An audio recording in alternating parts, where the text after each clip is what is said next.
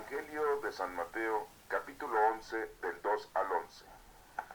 Tercer domingo de Adviento. Juan, que estaba en la cárcel, tuvo noticias de lo que Cristo estaba haciendo.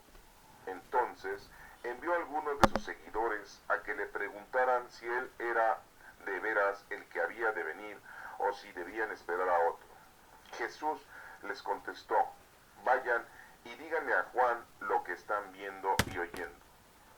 Cuéntenle que los ciegos ven, los cojos andan, los leprosos quedan limpios de su enfermedad, los sordos oyen, los muertos vuelven a la vida y a los pobres se les anuncia el mensaje de salvación. Y dichoso aquel que no pierda su confianza en mí. Cuando ellos se fueron, Jesús comenzó a hablar a la gente acerca de Juan diciendo: ¿qué salieron ustedes a ver al desierto? ¿Una caña sacudida por el viento? Sino, ¿qué salieron a ver? ¿Un hombre vestido con lujo? Ustedes saben que los que se visten con lujo están en las casas de los reyes. En fin, ¿a qué salieron? ¿A ver a un profeta? Si de veras y a uno que es mucho más que profeta. Juan es aquel de quien dice la Escritura: yo envío mi mensajero delante de ti, para que te prepare el camino.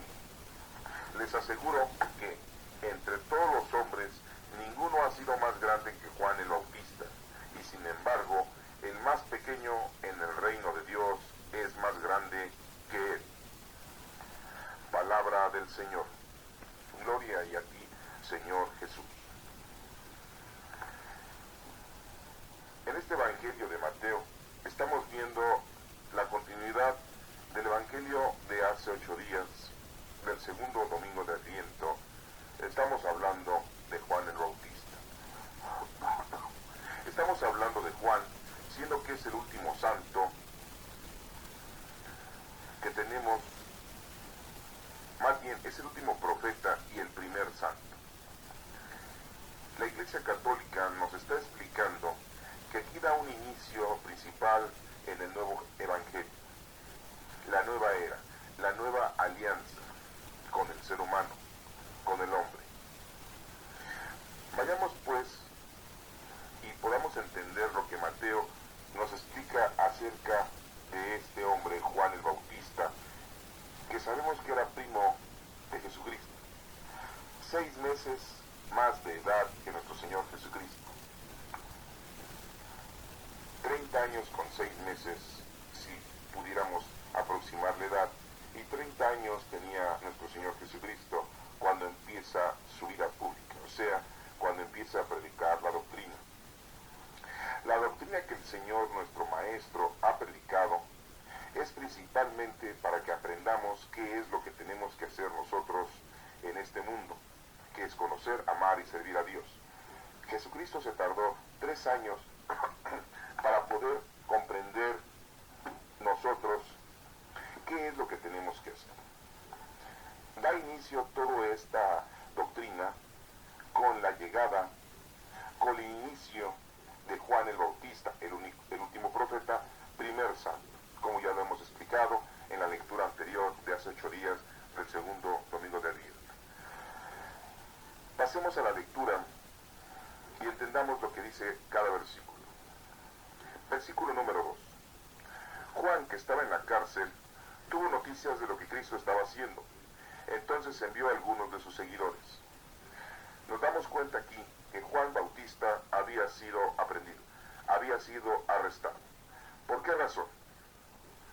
Nos damos cuenta que Herodes estaba ya viviendo con la esposa de su hermano. La esposa de su hermano estaba cometiendo adulterio, al igual que él. Y no solo eso, sino que la hija de su hermano, siendo su sobrina, Salomé, vivía también con ellos. Era una bailarina, y en una de tantas ocasiones, cuando estuvo bailando en una fiesta, en una reunión, Herodes le pide que baile para él, Y ella le dice, su sobrina, que qué le da a cambio.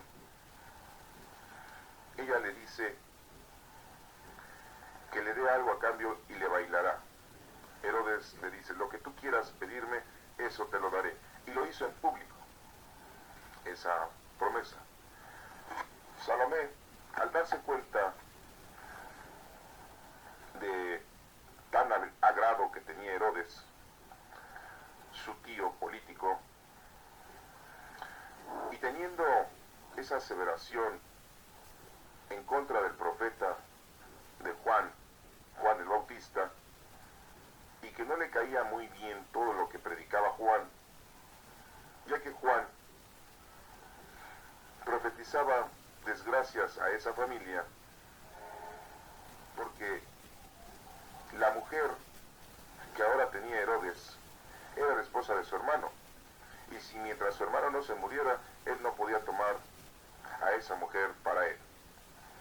Eso era causa de escándalo para Salomé y Herodías, la actual esposa o mujer de Herodes. Este Herodes es uno de los hijos de Herodes el Grande, no lo vayamos a confundir. Herodes el Grande fue el que mandó a matar a los niños cuando Jesucristo nació. Ya habían pasado 30 años de este suceso y ahora tenemos otro suceso, el hijo de Herodes el Grande, que en este momento arresta a Juan el Bautista y lo mete a la cárcel. Juan nos menciona el versículo que estaba en la cárcel y que tiene noticias de que Cristo estaba llevando a cabo el inicio de su doctrina. Y envía a 2 de sus seguidores para hacerle las siguientes preguntas. Versículo número 3. A que le preguntaran si él era de veras el que había de venir o si debían esperar a otro. Juan el Bautista quiere asegurarse de que su primo, el hijo de José y María, es verdaderamente el Mesías, el Hijo de Dios. Si ustedes se dan cuenta, aún en este momento Juan el Bautista, a pesar de ser un profeta, no tenía conocimiento verdadero de que Jesucristo fuera el Mesías, el Hijo de Dios. Hay una razón muy importante, ya que toda la divinidad, todo el poderío de nuestro Padre Dios, se va presentando al hombre en su momento, en su tiempo y en una forma específica. Es así como podemos nosotros diagnosticar que nadie sabe el día y la hora, como lo ha doctrinado nuestro Señor Jesucristo en otras lecturas, y que nos dice que solamente nuestro Padre Dios sabe el día y la hora. En el versículo número 4 vemos la respuesta de nuestro Señor Jesucristo, en la que le dice: vayan y díganle a Juan lo que están viendo y oyendo. Jesucristo, al ver a los seguidores de Juan, les contesta después de que escucha su pregunta si él era el Mesías o debían de esperar a otro. Y Jesucristo solamente les dice que le cuenten a Juan lo que ven y lo que escuchan. Jesucristo no nos menciona aquí en la lectura de que esté triste, de que está preocupado porque Juan el Bautista, su primo, este profeta, está en la cárcel. Él da inicio a su trabajo cuando Juan el Bautista termina el suyo. Hay una continuidad. Esto nos hace ver que Juan el Bautista, el último profeta, cierra el Antiguo Testamento, esos 46 libros que nosotros tenemos en la Sagrada Escritura del Antiguo Testamento, y se abre un Nuevo Testamento, Jesucristo, que da inicio con los evangelios que tenemos nosotros en las Sagradas Escrituras. Aquí nos damos cuenta que hay una continuidad. Se acaba la antigua alianza y comienza la nueva alianza. solamente les dice a sus seguidores de Juan que vean y que escuchen, y eso es lo que le van a decir a Juan. En el número 5 dice: cuéntenle que los ciegos ven, los cojos andan, los leprosos quedan limpios de su enfermedad, los sordos oyen, los muertos vuelven a la vida, y a los pobres se les anuncia el mensaje de salvación. En este versículo número 5 nos menciona varias situaciones. Los ciegos ven. Nos damos cuenta que en la actualidad sí existen ciegos, pero son muy pocos. Sí existe gente que ha perdido la vista, pero sigue viendo. La medicina nos ha ayudado para que mucha gente no caiga en ese menester, en esa enfermedad de la ceguera. La medicina nos ha ayudado para que muchos no queden ciegos. En aquel entonces, esta enfermedad era muy causante en el pueblo. Existía de una manera muy exhaustiva. Y les menciona a sus seguidores de Juan que vean cómo los ciegos ven. Jesucristo está haciendo curaciones a los ciegos para que vean la grandeza de Dios. El ver no simple y sencillamente se basa en lo corporal.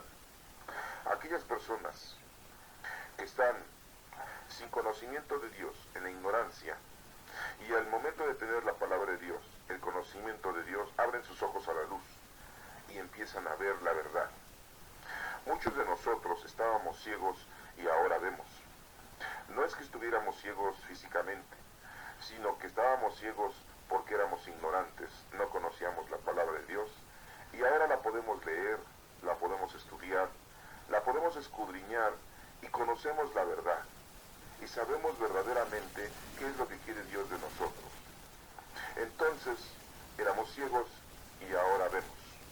Eso es lo que Jesucristo nos da a entender en este primer punto de este versículo. La segunda es que los cojos andan.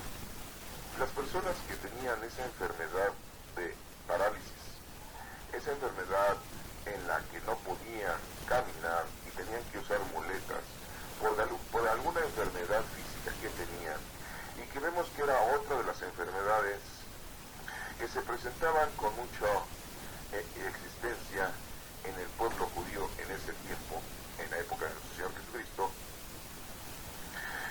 que también los curaba y hacía que caminaran.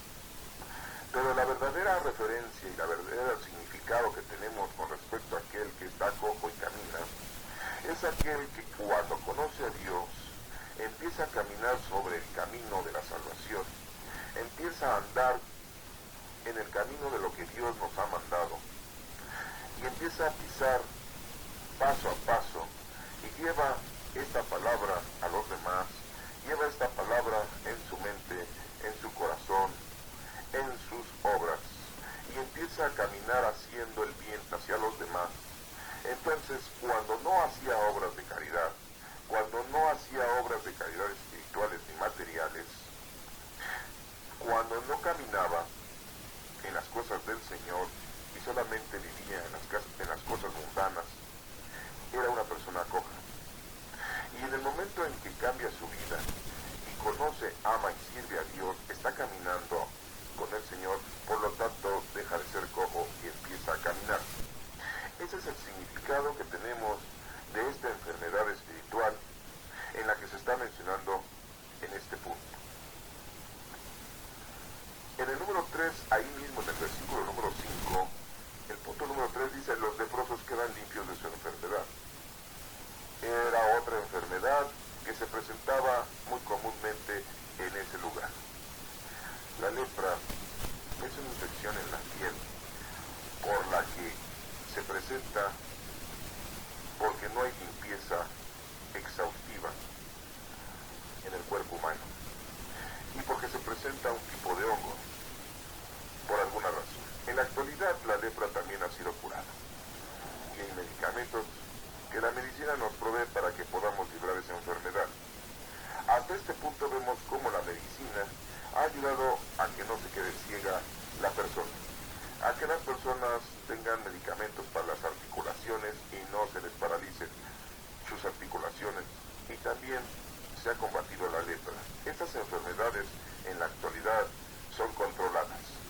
ese entonces no existía medicamento alguno que las curara.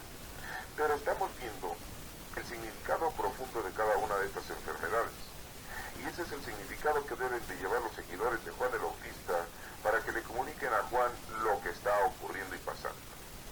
Aquella persona que está leprosa es aquella persona que está infectada, aquella persona que tiene un problema y que está alejada de las cosas de Dios. Está leprosa porque está contaminada del pecado, está contaminada de la inmundicia, está contaminada de los dioses adorados por el hombre, que es el dinero, que es el poder, que es la soberbia, que es la envidia. Entonces esa persona está leprosa. Esa persona, al conocer a Dios, se cura y se libra de esa lepra, de esa infección que está matándolo poco a poco en el mundo. Esa lepra que nos está a nosotros ahuyentando de la presencia de Dios, esa enfermedad que nos está alejando de las cosas del Señor, son las cosas mundanas que tenemos hoy en día y que le tomamos más interés que las cosas de Dios. Somos unos leprosos cuando tenemos todos estos pecados, y al separarnos de ellos estamos quedando limpios. El otro punto que nos menciona aquí, también nos menciona, dice, los sordos oyen. Si ustedes se dan cuenta, nos está mencionando también otro punto, el de los oídos, el de nuestra audición, que también en la actualidad la medicina nos ha ayudado para que la gente que no escuche, mínimo tenga su aparato para que pueda escuchar. En la actualidad esta enfermedad también ha sido curada. Y si nos damos cuenta, estamos hablando de la vista, estamos hablando de nuestras piernas de caminar, estamos hablando de la enfermedad de todo el cuerpo y estamos hablando de los oídos. Y vemos que entonces el significado de aquellas personas que están sordas y que no oyen son aquellas personas que, a pesar de que en toda la vida estamos en esta evangelización, en esta doctrina, en este conocimiento de la palabra de Dios, y oímos pero no escuchamos. Como dice vulgarmente el dicho, nos entra por un oído y nos sale por el otro. ¿Cuánta gente va a misa y escucha el mensaje de salvación, escucha la explicación del Evangelio, escucha las anécdotas que el presbítero predica y la gente no le pone atención? Le entra por un oído y le sale por el otro. Son sordos.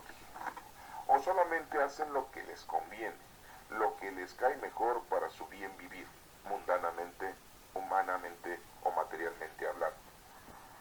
Y no hacen caso a la verdad. Esas personas están sordas y no oyen. En el momento que aceptan al Señor, en el momento en que escuchan al Señor su palabra y la toman en cuenta, entonces dejan de ser sordos y empiezan a escuchar. Esa enfermedad desaparece. Otro punto que nos menciona aquí como quinto punto, dice, los muertos vuelven a la vida. Y esto es muy importante porque vemos cómo en los evangelios nos explica varias resurrecciones. En el Evangelio capítulo 11, del 2 al 11, en el versículo número 5, en el punto en el que nos menciona que los muertos vuelven a la vida, en el cual nos estamos refiriendo que los muertos han resucitado. Y recordemos que Jesucristo nos menciona la resurrección de Lázaro, también la resurrección del hijo de una mujer, de Naín, ya que la mujer estaba sola y Jesucristo resucita a ese niño. Pero solamente nos mencionan esas dos resurrecciones en los evangelios, y aquí nos menciona que hay más. No las tenemos, pero debió haber sido. Y al inicio de la predicación de nuestro Señor Jesucristo, y no se han mencionado. Entonces debemos de darnos cuenta que nos falta mucha información, nos faltan muchos escritos y evangelios, los cuales no los tenemos en los 4 evangelistas Mateo, Marcos, Lucas y Juan. Siempre se nos ha dicho que los evangelios han sido escogidos, que han sido cercenados y que no se nos presentan completos, que solamente se nos presenta una cantidad de capítulos de Mateo, una cantidad de capítulos de Marcos, otra cantidad de capítulos de Lucas y otra cantidad de capítulos de Juan, que supuestamente la iglesia nos dice que son los más importantes y que son los versículos y capítulos que están inspirados por Dios. A lo que debemos nosotros entender es de que nos falta todavía mucha información, y este es uno de los versículos en los que nos estamos dando cuenta que verdaderamente hay una ausencia de muchos versículos que no se mencionan. Este versículo número 5 de este capítulo 11 de Mateo, en la parte en donde dice que vuelven a la vida, nos está mencionando que Jesucristo resucitó a mucha gente. Y nada más tenemos esa resurrección de Lázaro y la resurrección de Naín. Las demás no se nos mencionan. Pero de que existen los escritos están. Esperemos que algún día se nos presente toda esa información que está oculta y que la tienen oculta. Y eso de que el significado de que los muertos vuelven a la vida nos da a entender Jesucristo de todas aquellas personas que viven una vida mundana, material, alejada de las cosas de Dios. Esas gentes están muertas. Por eso hay un evangelio donde nos menciona Jesucristo que dejar que los muertos entierren a sus muertos. Aquellas personas que no están en conocimiento de Dios, que están alejadas del Señor, están muertas. Pero cuando tienen una persona que se les muere, un difunto, van y le hacen el velorio, van y hacen todos los honores, van y lo entierran, cumplen con esa obra de caridad, de enterrar a los muertos, pero esos muertos de la ignorancia del Señor entierran a esos otros muertos físicos. Y es muy curioso porque esas personas mandan a decir misa, mandan a traer a alguien que haga oración, que recen el rosario, y ellos no lo saben rezar, ellos no saben orar, ellos no saben interpretar lo que es la Sagrada Misa, pero sí hacen todos esos puntos para que el difunto lleve en su momento todas esas oraciones y todas esas plegarias en el camino de su muerte. Lo que nos estamos dando cuenta aquí, que es importante ver que los muertos son aquellos que están ausentes en las cosas de Dios y que vuelven a la vida en el momento en que conocen a Dios, conocen su palabra, conocen su doctrina y continúan haciendo el bien a los demás. Estaban muertos y han vuelto a la vida. Esa es la verdadera vida que nosotros debemos de llevar a cabo en este mundo. Y por último, en este versículo número 5, nos dice, y a los pobres se les anuncia el mensaje de salvación. Los pobres no solamente son los pobres de que no tienen dinero, no tienen casa, no tienen comida, no tienen vestido. No solamente está hablando de esa pobreza física y material, está hablando de una pobreza en la que nosotros estamos ausentes en su totalidad en el conocimiento de Dios. Muchas veces nosotros decimos, vamos a rezar, y vamos a rezar repitiendo una oración. Otras veces decimos, vamos a orar, y estamos orando con nuestras propias palabras. Pero cuando lo hacemos debidamente y con una exactitud, estamos haciendo las cosas bien. Pero ¿cuántas veces nosotros nos paramos enfrente de una imagen y nos ponemos a rezar el Padre Nuestro? Enfrente de la imagen de algún santo y el Padre Nuestro lo estamos rezando, no lo estamos orando. Estamos equivocados, no estamos haciendo las cosas bien. Por lo tanto, somos pobres del conocimiento de las cosas de Dios. Vamos y nos confesamos y muchas veces no sabemos cómo confesarnos. No sabemos que debemos de decirle en concreto los pecados que hemos cometido al presbítero, al sacerdote, y le empezamos a contar historias como queremos defender y excusar de lo que hemos hecho. ¿Cuántas veces nosotros hemos querido o hemos comulgado cuando no hemos guardado el ayuno eucarístico, no hemos dejado una hora mínimo para poder recibir el cuerpo y la sangre de nuestro Señor Jesucristo dentro de la Eucaristía, dentro de la comunión? Y cometemos muchos errores, ya que entramos a la iglesia y nos estamos hincando en cualquier lugar de la iglesia. Nos estamos persignando o signando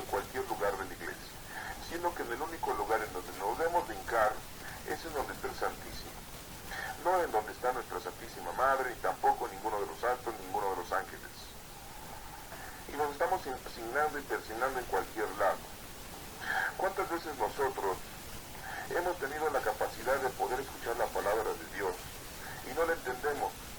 ¿Cuánta gente se ha separado de la iglesia y se va a otra iglesia queriendo escuchar la palabra de Dios, que es la misma palabra de Dios en todos lados, en todas las iglesias, con diferentes dirigentes, pero es la misma palabra de Dios? Si verdaderamente lo hubiéramos entendido en una iglesia, en una religión, no estaríamos cambiando de religión de una a otra. ¿Cuánta gente deja de ser católico y se vuelve testigo de Jehová? O se vuelve mormón, o deja de creer. Y muchas veces nosotros preguntamos si esas personas verdaderamente tuvieron conocimiento de la palabra de Dios o simple y llanamente eran pobres, tenían una pobreza, no tenían una riqueza suficiente para comprender la doctrina y la palabra de Dios, y estaban totalmente alejadas de las cosas de Dios. De esos pobres nos está hablando este versículo número 5 del capítulo 11 de Mateo. Y vemos cómo es un versículo que nos cuenta varias cosas: los ciegos, los cojos, los leprosos, los que no oyen, los muertos que resucitan y los pobres son los que escuchan el mensaje de salvación. Estamos hablando de 6 puntos en este versículo. Es un versículo con mucho contenido. Nos está hablando de 2 sentidos principales: la vista y la audición. Y nos está hablando de un sentido, que es el tacto, que es el caminar. Y nos habla de otras 3 cosas. Nos habla de la resurrección, de la pobreza y de la enfermedad corporal. Esos versículos que nos llenan de mucho contenido, debemos de estudiarlos y leerlos con mucha calma. Cuando lleguemos a leer la Sagrada Escritura y caigamos en un versículo de esta magnitud, debemos de pedir al Espíritu Santo que nos indique verdaderamente cuál es el mensaje que debemos de entender con respecto a cada punto de este versículo, porque no es el único versículo que nos habla así. Hay muchos versículos en la Sagrada Escritura que nos hablan de esta magnitud. Ahorita hemos entendido de una forma doctrinal cada uno de estos puntos, pero si los vemos de una forma teológica, nos daremos cuenta de que el interés es todavía mayor. ¿Qué es una persona ciega? La que no ve. Si nosotros no vemos a Dios, somos ciegos. ¿Y con qué ojos lo vamos a ver a Dios? No los vamos a ver con unos ojos físicos, sino con unos ojos del corazón. Dicen en nuestro Señor Jesucristo: ¿cómo es posible que digan que aman a Dios y nunca lo han visto, y no puedan amar al prójimo que lo tienen cerca de ustedes? Esa es una explicación teológica de este versículo, de este punto de los ciegos. Nosotros queremos ver a Dios para poder hacer algo, queremos ver a Dios para verdaderamente seguirlo. Para ver a Dios necesitamos verlo con el alma, con el espíritu. El espíritu ya lo tenemos dentro de nosotros y tenemos que verlo con esos ojos, unos ojos espirituales. Estamos cojos porque no caminamos, porque nos cuesta mucho trabajo en este mundo, en este planeta, estar caminando por el bien. Nos cuesta mucho trabajo porque nos estorba la familia, nos estorba la riqueza, nos estorban las cosas materiales, por eso no caminamos. Para que dejemos de estar cojos, nosotros debemos de dejar, como dice otra parte de las Escrituras: lo de Dios a Dios y lo del César al César. ¿Quieres seguirme? Toma tu cruz. Aquel que mira hacia atrás no sirve para seguir a nuestro Señor. Son confrontaciones de otras partes de la Sagrada Escritura que el Señor, nuestro Señor Jesucristo, nos ha invitado a que llevemos a cabo. Nos damos cuenta cómo este es un versículo, otro punto, de una forma teológica. Nos menciona que los leprosos quedan limpios de su enfermedad. Verdaderamente nosotros estamos limpios de nuestra enfermedad que nos está acusando durante todo el tiempo que hemos vivido en este planeta. Ya nos hemos limpiado de todas esas cosas que nos están acusando diariamente, esas preocupaciones, esos problemas, esas ansiedades, esos nervios que tenemos por cosas mundanas, por cosas materiales, por cosas familiares. Ya nos hemos alejado de esas cosas que nos están llevando al caos, a la enfermedad. Si nosotros no estuviéramos preocupados, no estuviéramos precisos en las cosas mundanas y materiales, solamente en las espirituales, no tuviéramos las enfermedades que ahora tenemos y que nos acontecen. Entonces hubiéramos evitado la lepra. El Señor nos está diciendo que en este mundo nos podemos contagiar de lepra, de esa inmundicia que nos está llevando a nuestra perdición. Ese punto lo estamos entendiendo de una forma teológica. Dice que los sordos oyen. Ahorita estamos escuchando la palabra de Dios y verdaderamente la vamos a poner en práctica, o solamente nos estamos satisfaciendo y nos estamos sintiendo cómodamente porque estamos entendiendo este mensaje. Sabemos que el Señor nos escucha. ¿Verdaderamente crees que el Señor nos escucha? Pues sí, el Señor sí nos escucha. Él en este momento nos está escuchando. Él en este momento sabe que nosotros estamos haciendo una comunicación con Él. Y esa comunicación debe ser todos los días, a todas las horas, todos los minutos, en todas nuestras labores. El estar escuchando a Dios es el no estar sordo. Todos los días, desde el momento que abres los ojos, es un agradecimiento a Dios. Y en el momento que cierras los ojos para dormir, es un agradecimiento a Dios. Si el Señor te manda una enfermedad, debes darle gracias a Dios. Si el Señor te manda la muerte, debes darle gracias a Dios. Si alguien se murió, debes darle gracias a Dios. Todo tenemos que darle gracias a Dios. Porque no se mueve nada sin la voluntad de nuestro Padre Dios. Así lo dice nuestro Señor Jesucristo. Entonces, el oír, el escuchar, es que estés tú atento y pendiente en las cosas de Dios. Ese es otro punto, entendiéndolo de una forma teológica. Los muertos vuelven a la vida. ¿Verdaderamente estás muerto o estás vivo con el Señor? ¿Verdaderamente ya moriste y has resucitado en Cristo? En el momento que tú recibes la comunión, estás resucitando con Cristo. En el momento que eres bautizado, estás resucitando con Cristo. En el momento que te arrepientes, estás resucitando con Cristo. En el momento en que recibes tus santos óleos, estás resucitando con Cristo. En el momento que haces oración, estás resucitando con Cristo. Esa es una forma teológica de entender este punto de este versículo. Los pobres se les anuncia el mensaje de salvación. ¿Quieres ser rico? ¿Ya no quieres ser pobre en las cosas de Dios? Conócelo, ámalo y síguelo. Estudia, lee, aprende y pídele al Espíritu Santo que te guíe para que puedas entender cada uno de estos versículos, cada uno de la doctrina que el Señor nos está presentando en cada uno de sus libros. Y así tu pobreza desaparece y hay riqueza. Por eso nos menciona aquí que se les anuncia el mensaje de salvación. Entonces es muy importante el quitarnos la pobreza, o sea, quitarnos la ignorancia. Si ya tú tienes el conocimiento de Dios, ya estás haciendo algo con el Señor, tu pobreza está desapareciendo. Si ya vas muy aventajado, tienes una riqueza allá, en el reino de Dios. Como le dijo Jesucristo a uno de sus delincuentes con los que fue crucificado, a uno de los malvados que fue crucificado: hoy estarás conmigo en el paraíso.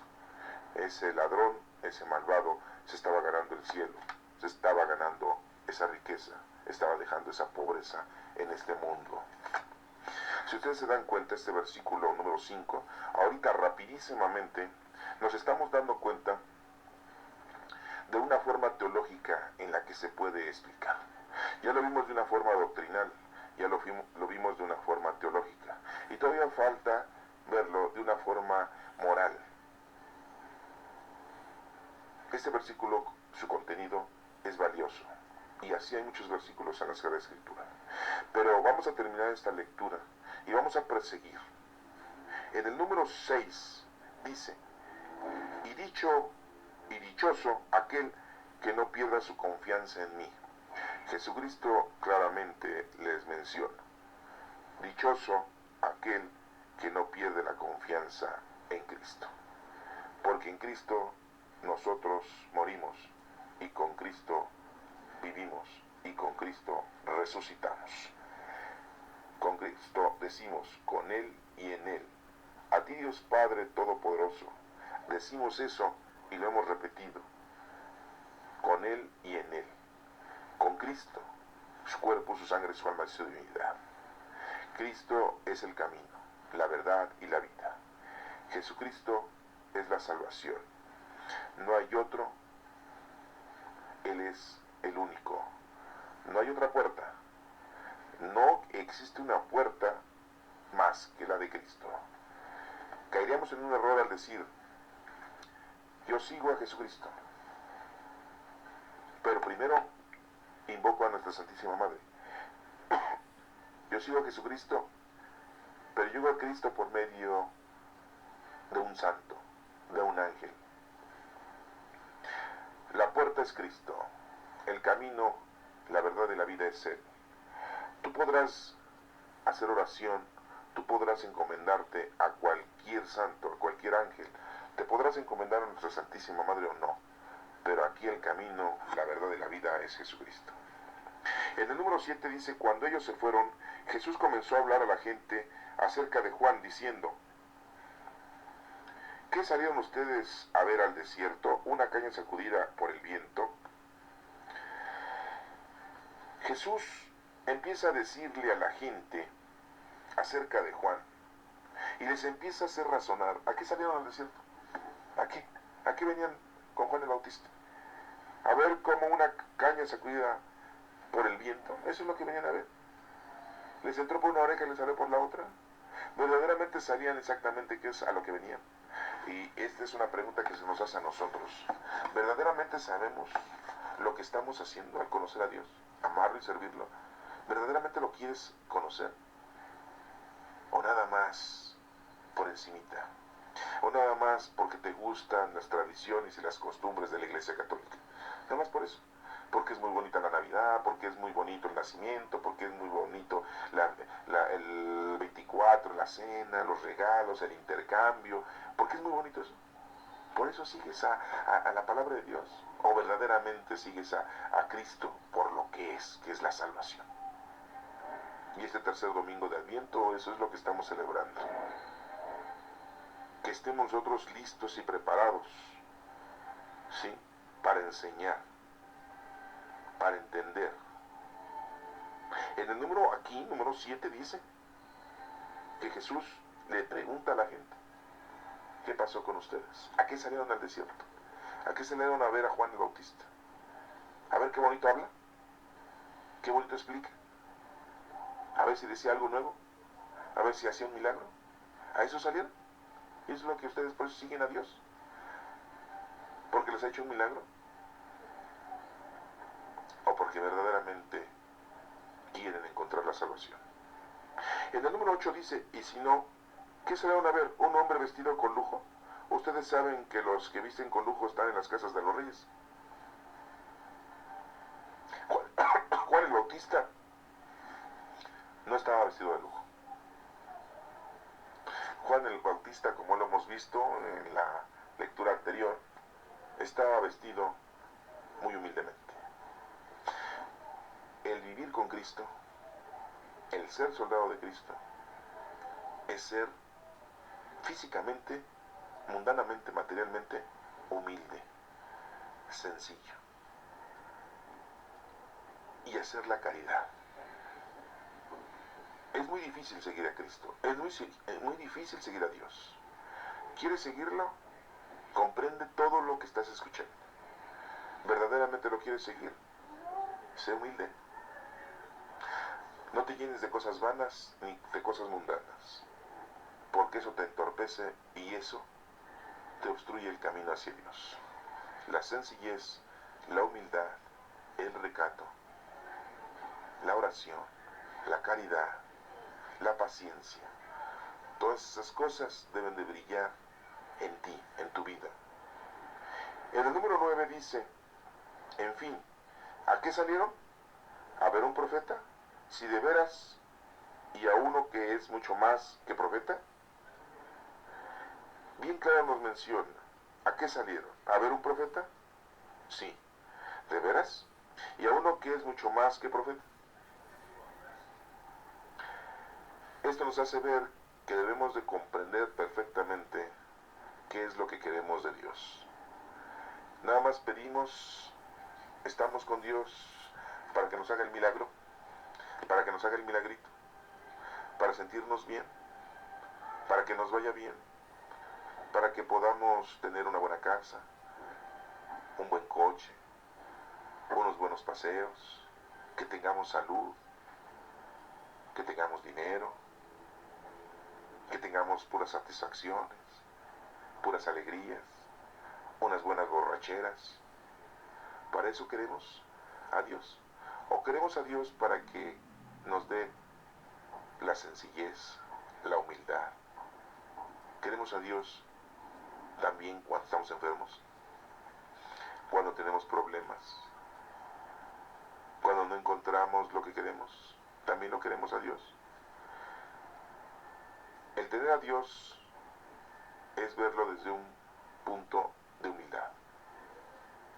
En el número que sigue, en el número 10 dice, Juan es aquel de quien dice la Escritura, yo envío mi mensajero delante de ti para que te prepare el camino. Juan el Bautista preparó el camino de nuestro Señor Jesucristo para que todos los discípulos de Juan siguieran a Jesucristo y ya tuvieran una pequeña preparación, una pequeña doctrina en ellos. Y esto es muy importante, ya que muchos agarran la Sagrada Escritura y se ponen a leerla y no la entienden, y otros tergiversan, y otros la comprenden de otra manera. Para poder entender la Sagrada Escritura, la debemos de leer, la debemos de estudiar antes, paso a paso. Hay centros de estudio en los que nos dicen cómo debemos de entender la Sagrada Escritura. Hay que pedirle al Espíritu Santo de que nos dé el don de entendimiento para poder entender la Sagrada Escritura. No nada más es agarrar un libro y leerlo. No nada más es agarrar el libro, subrayar lo que nos llama más la atención. No. Tenemos que aprender a entender la Sagrada Escritura. La Sagrada Escritura no solamente se entiende, hay que interpretarla. No es sencillo, no es fácil. Y antes de que llevemos a cabo cualquier empresa, tenemos que preparar primero, tenemos que prepararnos para poder comprender. Si queremos todo así de lleno y de tajo, es imposible. Por eso, los niños entran a una preescolar, se van preparando. Entran a la primaria, se van preparando. Entran a la secundaria, se van preparando. Entran al nivel medio, se van preparando. Entran a la universidad, se van preparando. Y cuando terminan toda su escuela, están preparados ¿para qué? Para trabajar, para lo que estudiaron. Pues es así en las cosas del Señor. Primero nos tenemos que preparar para poder ser unos profesionales en las cosas de Dios. Si no, todo lo vamos a errar, todo lo vamos a equivocar. Y en el último versículo, en el número 11, dice, les aseguro que entre todos los hombres, ninguno ha sido más grande que Juan el Bautista. Y sin embargo, el más pequeño en el reino de Dios es el más grande que él. Fíjese cómo menciona este versículo. Que no ha habido nadie más grande que Juan el Bautista. Ninguno de los profetas anteriores como Jeremías, como Ezequiel, como Isaías, como Tobías, como Ruth, como todos los profetas que tenemos y conocemos, como Job, Josué, todos ellos, todos los profetas, Habacuc, Nahum, Sofonías, Ageo, Zacarías, Malaquías, Judith, Jonás, Miqueas, todos aquellos profetas son menores, son menos que Juan el Bautista. Porque todos esos profetas hablaron por su boca de las cosas de Dios, porque el Espíritu Santo usó su voz, su boca. Les digo qué tenían que hacer, pero Juan el Bautista, no solamente el Espíritu Santo usó su boca, sino su cuerpo, su alma, sino porque Juan el Bautista estaba lleno del Espíritu Santo y preparó el camino del Señor en el último momento de la vida, ya que cuando fue encarcelado después fue muerto. Y así mismo dice este versículo, y sin embargo, Juan el Bautista es el más pequeño. Y dice, sin embargo, el más pequeño en el reino de Dios es más grande que él. O sea, que eso que ha hecho Juan el Bautista es nada.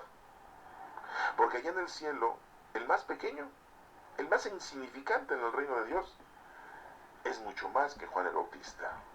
O sea, lo que hizo Juan el Bautista, de vivir una manera rudimentaria, humilde, sencilla, alejada de las cosas del mundo, estar preparando el camino de Dios, ser el más importante, el último profeta, el ser el primer santo en la iglesia, es insignificante. Uno más pequeño en el reino de Dios es más grande que él. Esto nos da a entender que no somos nada ante Dios. Y cuando hagamos algo, somos muy pequeños. Es muy difícil entrar al reino de los cielos. Dice una escritura, es más fácil que el camello pase por la aguja que un pecador entre al reino de los cielos. Eso decía una escritura en donde menciona que un camello cargado pasara por una aguja. Dicen ustedes, aguja es la que cose. No, la aguja era como un ventanal por donde tenía que pasar a la entrada de una ciudad. El pueblo, cuando llegaba de peregrino, cuando llegaba la gente de fuera, llegaba a la ciudad y pasaba por un portón, por la entrada, pero había ventanales con una forma geométrica como de una aguja, y pues no cabía por ahí fácilmente cualquier persona, ni mucho menos un camello. Pues Jesucristo decía que era más fácil que pasara un camello por ahí que un pecador al reino de los cielos. Este versículo número 11 nos está explicando algo muy importante. Es muy difícil llegar a Dios, llegar al reino de los cielos. Y si no hacemos el intento, y si no lo empezamos a hacer desde ahora, estamos fritos, estamos acabados. Hermanos, espero que esta lectura del día de hoy, tercer domingo de Adviento, lo podamos comprender, ya que esos enviados de Juan el Bautista recibieron una cátedra, recibieron una super explicación de nuestro Señor Jesucristo. ¿Quieres la salvación? Ahí está, ha llegado. No es fácil, ¿eh? Es difícil.